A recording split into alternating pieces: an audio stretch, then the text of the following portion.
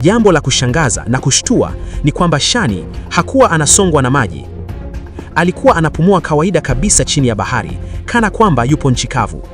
Kwenye mbavu yake ya kushoto, lile kovu lake la asili lilikuwa likitoa mwanga mdogo wa rangi ya dhahabu.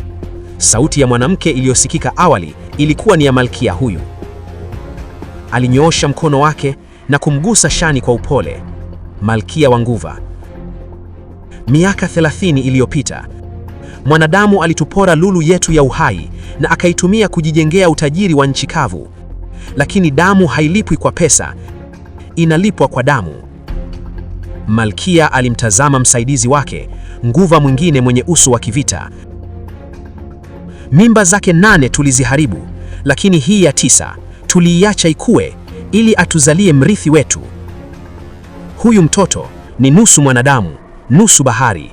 Hazina yetu imerudi, na huu ni mwanzo wa uanguko la himaya ya Alexander Edward.